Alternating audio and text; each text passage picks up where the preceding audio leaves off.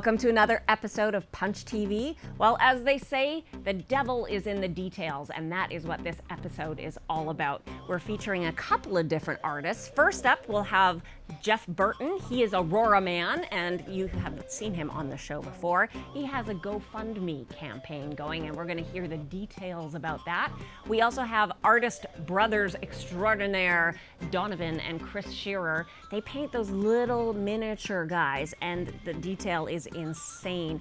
We're also going to get a lesson on how to do that. Me, Tony, and Kathy will show you our expertise that we learn over the lesson that they give us. And finally, Craig and I are going to talk about the details of some really awesome detective shows from the 70s. Personally, I love it. I love the Rockford Files. I love Columbo. Starsky and Hutch, one of my favorites. And he is going to loan me something from his collection that I've never seen before. So stay tuned to hear all about that on this episode of Punch TV.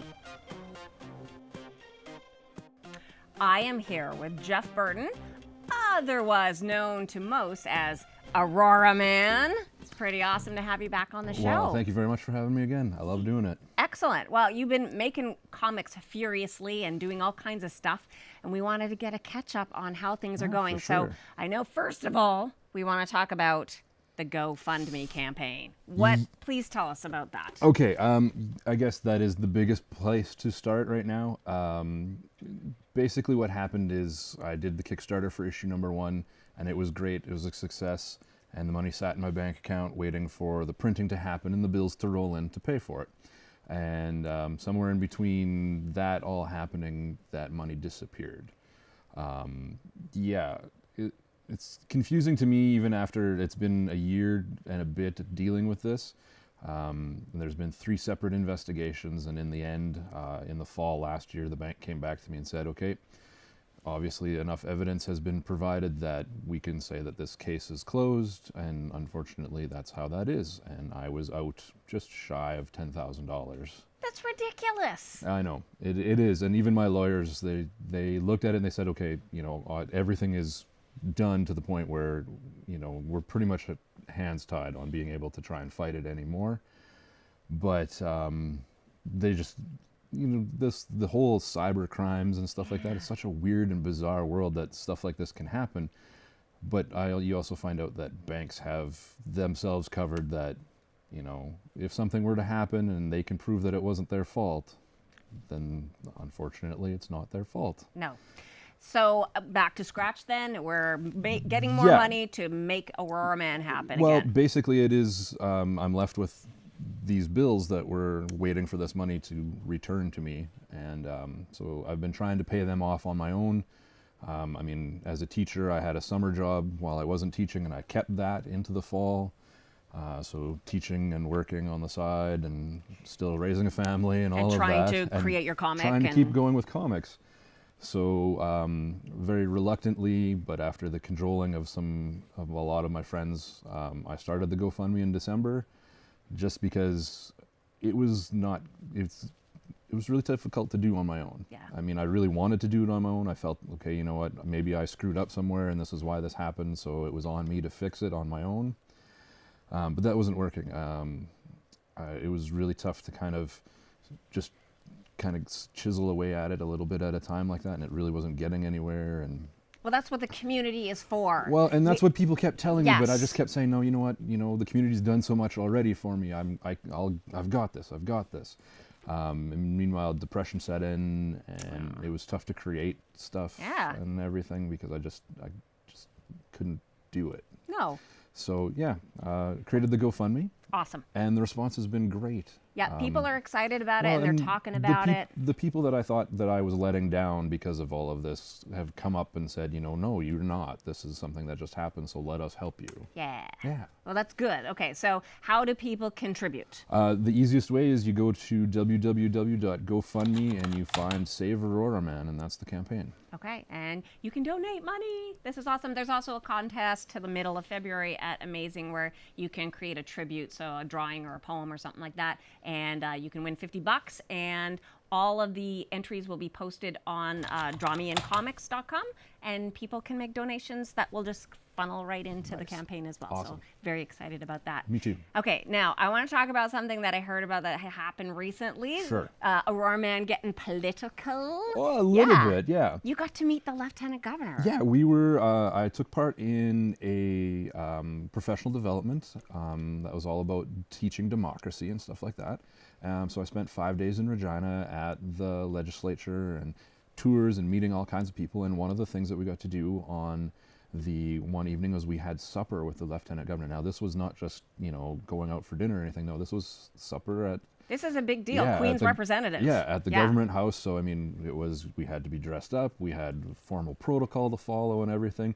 And there was a seating arrangement and everything. And I was sitting next, up at the front with the Lieutenant Governor and the Speaker of the House were all right there. So my supper conversation was with our main hosts for the whole thing. That's so cool. It was great.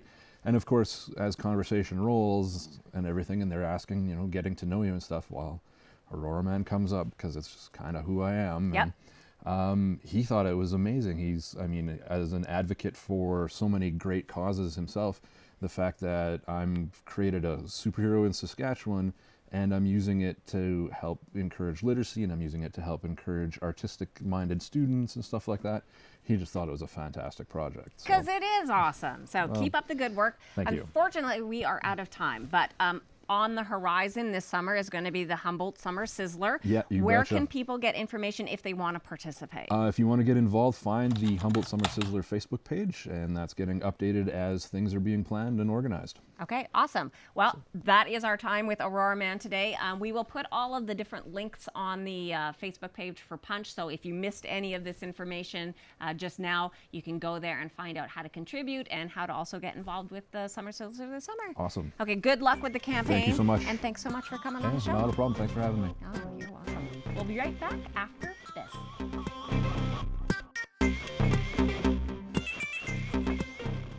Punch TV is brought to you in part by Amazing Stories, providing Saskatoon with comics, games, toys, graphic novels, t-shirts, and more for over 22 years. Online at AmazingStoriesComics.com, in person on 8th Street in Saskatoon.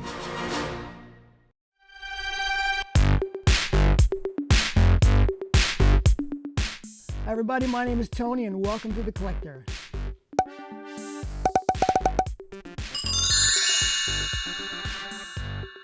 Hey everybody, today we are here with Chris and Donovan and they are amazing. They've actually taken those little miniatures that you tried to paint when you were like 10 and you just blobbed them into paint. They've actually made almost a career out of it because they're so good.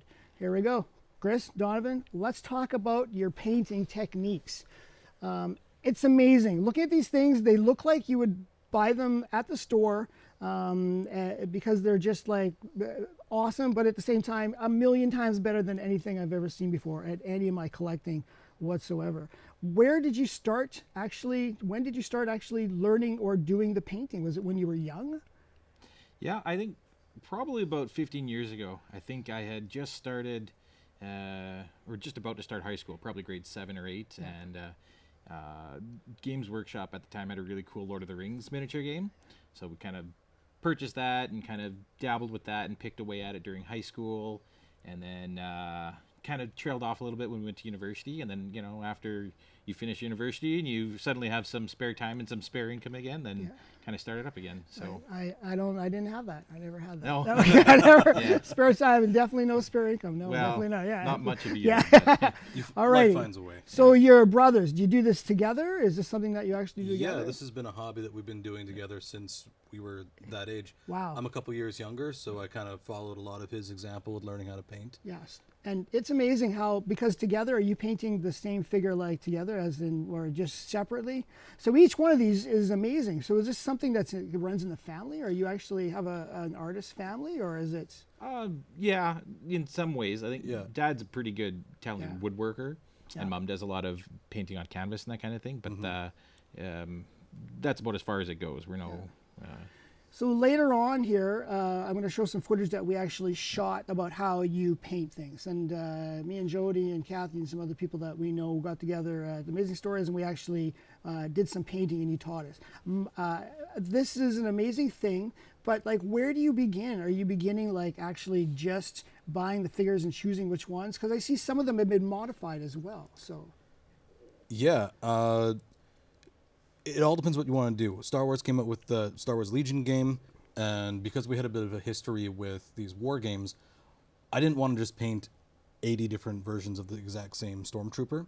I wanted each one of my Stormtroopers to look a little bit different. So you modify their arms, do head swaps, even using some sculpting clay to add different bits of gear to them. Are you putting in a lot of time with each one? Is it a quick process? Like, are you doing it within like an hour? Is it like a 2-day type thing for each little figure? Or? Depends on the amount of work you're doing. Like, this guy here is a conversion of Boba Fett, and he took quite a bit of work to alter him. So that's a couple hours bit of work. But some of the smaller ones, less than an hour. Less than an hour? Yeah. Okay, so now I noticed the painting technique. So how durable is the paint once you've actually painted it? Are we looking at something that could easily flake off, or has it been... Are these like become little pieces of art, or are you playing with these? I'm playing with these, especially some of these ones over here. These get used in the Legion game all the time. It depends what kind of material you're painting on. Metal miniatures, they flake off really, really easy. Yeah. Some of these plastic ones, they'll probably hold on a little bit better. Yeah. Regardless, we use a sealed primer when we're done painting that protects them. Does that bother you? Are you worried about your little pieces of work of art that actually being damaged, or do you go back and refix them? A little bit. There's touch-ups. Han is probably one of my favorites, and he's had a little bit of damage, wear and tear, but it's just a matter of going and touching a little spot here and there. Okay, so you guys have an Instagram account where you actually are you showing pictures of as you're working through things, or usually more finished products. Products. Occasionally we'll like to be too excited and show a little preview of something. Previous something. Okay, so you guys are. I know you guys from the store. You come into Amazing Stories, and I know that Donovan, especially, you're a Star Wars guy. Do you collect? Do you collect other Star Wars things as well, or? My entire place at home is just littered with Star Wars stuff everywhere. There's helmets, lightsabers, action figures, everything. Nice. Yeah, I don't know anything about that. That seems crazy. The nice thing about the miniatures is I can collect hundreds more and they take up less space. I was going to say, that's the thing, right? Now, do you feel like these are the kind of things that you'd like to sell? Are you buying and selling these, to painting and selling, or are these just like your own little collection? Well, mostly it's something done for fun, and that's kind of a lot what the Instagram account is. But through the Instagram account, we've ended up getting some commissions for some other people that like to play different games. These ships and the AT-AT here, or the AT, I don't know the name of these things. I don't know servers that well, but they're amazing. Like everything you've done here is amazing. We're gonna actually go on and show some footage of how we were doing stuff. But yeah, thanks very much for being on the show. We'll have to check out your Instagram, and we'll look at some stuff here right after these commercial breaks. Punch TV is brought to you in part by Amazing Stories, providing Saskatoon with comics, games, toys, graphic novels, t-shirts, and more for over 22 years. Online at AmazingStoriesComics.com, in person on 8th Street in Saskatoon.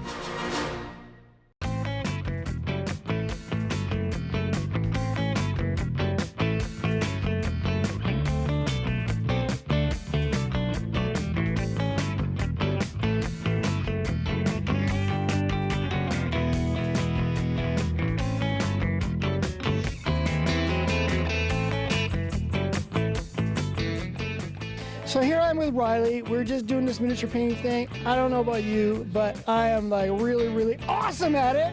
How'd you do today? I don't know. I screwed up on the face, but I'm overall happy with it. There was a face. I never painted my face. I just left it alone. I was like, oh, I got nothing. There's no face. But it was awesome, man. It was a lot of fun. Yeah, I loved it. Would you do it again? Oh yeah, absolutely. Yeah. I think that I'm going to go home and actually like really consider buying some miniatures and doing some miniatures. I might even try some D&D miniatures next. So, yeah, like an orc. Yeah. Well, maybe I'll see if I can find the old orc and do the orc next.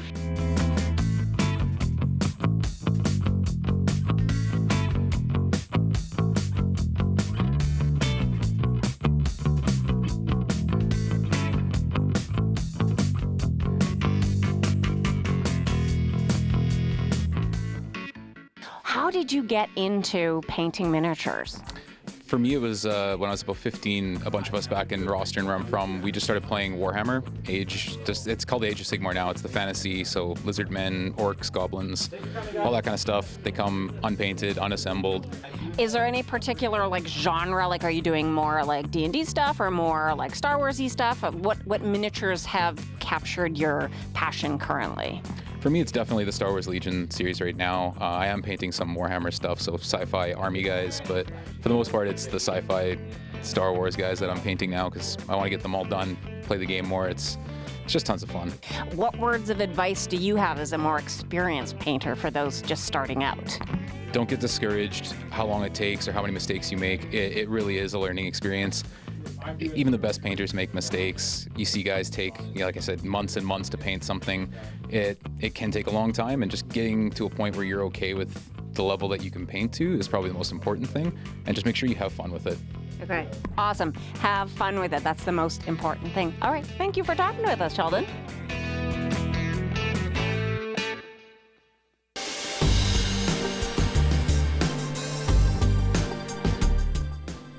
Hey everybody, welcome back. We're going to talk a little bit about some physical media.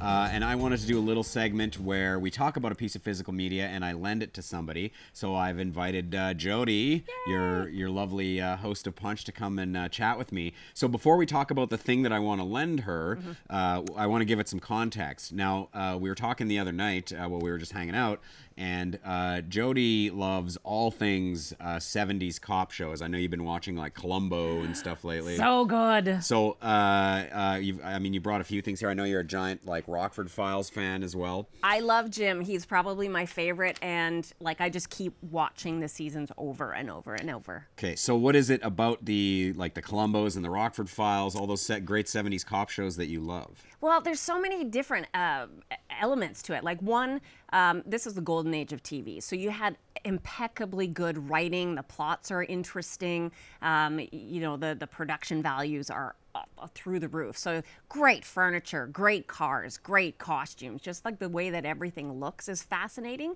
But then beyond that, like the storytelling is great. It's so fun to watch. And especially like with the Rockford Files, like what I liked about Jim the best is that like he's kind of an everyman. He gets beat up a lot. He falls flat on his face. He fails. He, dusts himself up, gets back up, and he solves the crime. So he's a more relatable kind of main character than I think what a lot of detective and cop shows eventually evolved into. Right. Okay. So what I want to talk about today is based on that conversation that we were having the other night. I just recently picked up a new DVD or a Blu-ray, I should say, called The Night Stalker. So if you don't know anything about The Night Stalker, it was a couple of TV movies, and then they actually had a TV series based on it, Kolchak the Night Stalker. So as Jody was saying, the 70s stuff, it takes place in the 70s, and this is the precursor to the X-Files. So if you're an X-Files fan, this is where Chris Carter got a good chunk of his inspiration for Mulder and Scully. So it stars Darren McGavin, who is the father from A Christmas Story, oddly enough. But he plays not an FBI agent, but an investigative journalist named Kolchak, who just kind of doesn't take no for an answer and is in The Night Stalker anyway. He lives in Las Vegas, and he works for a newspaper there, and he's got the crusty chief that doesn't approve of his methods and all those 70s like TV tropes. But he is investigating a killing where the women have been sort of attacked, and one of them was like a kung fu expert, but she like still ended up murdered. And without saying too much, some of the blood has been drained from their system. So it's not a real mystery that unfolds as to like what this thing is. It's pretty clear from the beginning. But then Kolchak has to go up against his boss and the other police and everybody that think he's crazy for positing this sort of supernatural theory. So the other cool thing about it is, this cover art is beautiful on this Blu-ray release. It's restored in 4K. So the first time I saw this, I owned a copy on VHS, and it was like dark and weird looking, and you could hardly see anything. So watching it in full bright color, and you mentioned obviously like the 70s, being in the 70s, and you can watch movies where they kind of go back and try to recreate that now, but it always kind of looks a little off, like there's wigs or whatever, in something like Black Klansman or The Post or something. But this is like right in Las Vegas in 1972, so it's like, well, that's what I love about like the Rockford Files is like there's a lot of car chases and stuff, right? And he's driving around like 70s LA, which I mean that city has changed so much, and Las Vegas has changed completely. So that's the only way you can see it. Like a movie can recreate it now, but it's just not the same. You don't get those like cross sections and the lights and the old billboards and just like the way signs look. Yeah, it's so great. Yeah, exactly. Well, and the Vegas in this movie is not the strip that you would recognize today. It's more the like Fremont Street. So it's like classic Vegas, which is really cool. So I mean, and as a story itself, it's very well told. It's the teleplays by Richard Matheson, who's a very famous like science fiction writer.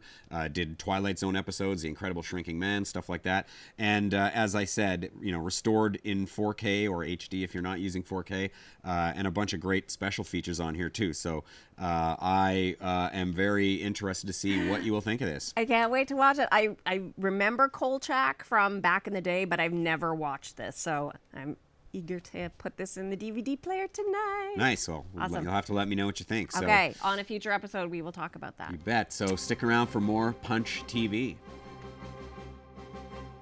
Hello, lovely ladies and or dudes. My name is Hank, this is Tony, and this month, for everything you need to be watching, reading, listening to, playing, check out the tweets at the bottom of the screen, because right now, we have a special guest with us. Her name's Kathy, here to talk about a few sweet television programs, starting with The Expanse. Kathy, last month, Tony mentioned that one of his favorite shows of 2018 was The Expanse. Yeah. Here's a little spoiler. I think they watched it together. Yeah, we're roommates. Yes, roommates. Nice. Yeah. So tell everybody, because now I have gone and binge watched this thing. It is one of the best sci-fi shows I've ever seen. I think so too. Tell us what's it all about. It is about Earthlings have kind of made a mess out of Earth, and so they sent all their best and their brightest to Mars. Because they have all their best and brightest on Mars. Mars kind of exploded into a colony of advanced technology and everything like that. They have the belt that goes around Earth that has all the rocks in it. It's an asteroid belt. The asteroid belt. Yes. The asteroid belt. It's an asteroid belt. That's kind of the halfway point in between here and Mars. So that's where the shipping stations are. And there's like 3 factions, and they're all trying to get, they're trying to have power over each other, and in doing this, they don't like each other. They don't like each other. Yeah. Those 3 factions, yeah. So the Belters, the Earthers, the Earthers, and then the Marsers. Yeah, Marsers. The Marsers. That's the official term. Is Marsers. I like the Marsers best. They're kick butt. And it starts off where there's a very large event that happens that kind of sets things into motion. That all 3 of them are going to start fighting with each other. Yes, yeah. It's pretty much about aliens. It's about alien technology coming in, and how they've reproduced alien technology, and doing that, they've caused a giant, what would you call it? A bad thing to happen, and it could wipe out, catastrophe, which could wipe out all of civilization. But in doing so, they've pretty much done what we've done here on Earth, which is to reproduce an event that could wipe out. Well, I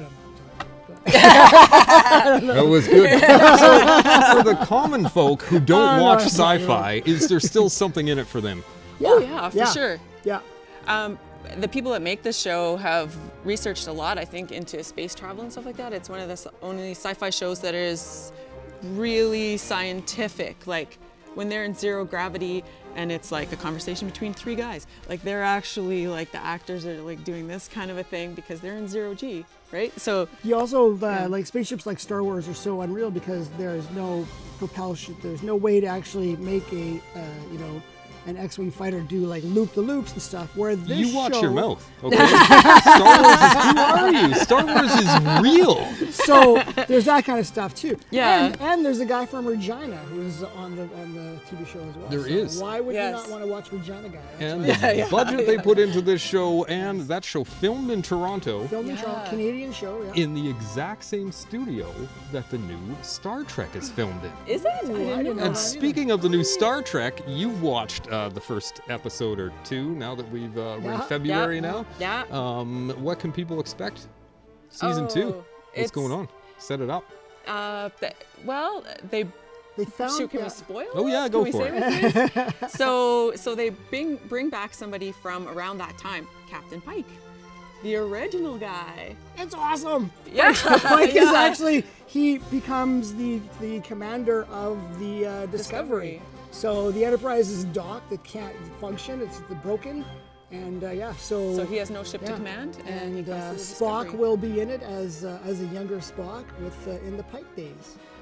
And it's pretty cool. It's kind of like, Now, you know, coming yeah. from a Star Wars fanatic, Yes. this Star Trek is pretty cool.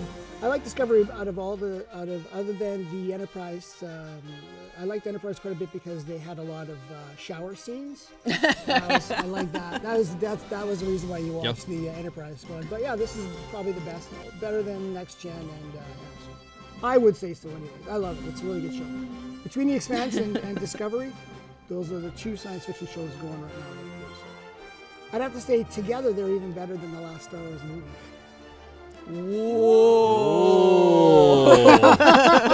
So with that being said, for everything that you should be watching, reading, listening to, playing, follow at Hank and Kelso and at Shaw Punch TV. My name is Hank. This is Tony. Special guest Kathy. See you next time after you watch The Expanse and Star Trek Discovery. Woo! On Tweet Beat. Tweet beat. Well, that wraps up another episode. A big thank yous to Jeff Burton, Auroraman, for telling us about his GoFundMe campaign, brothers Donovan and Chris Shearer, and thank you guys for teaching us how to paint. I don't know if I'll get the stains out, but I sure have a cute little guy to show off now. And of course, thank you to the cast and crew, and thank you for watching. We'll see you next time, and in the meantime, keep your dukes up.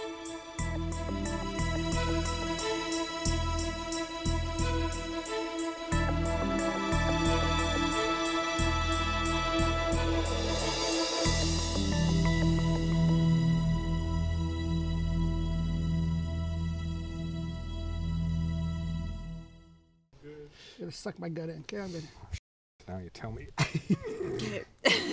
Everybody's suck it in, guys. Okay. Let's do it. We're good. And we're over here. Hello, lovely ladies and or dudes.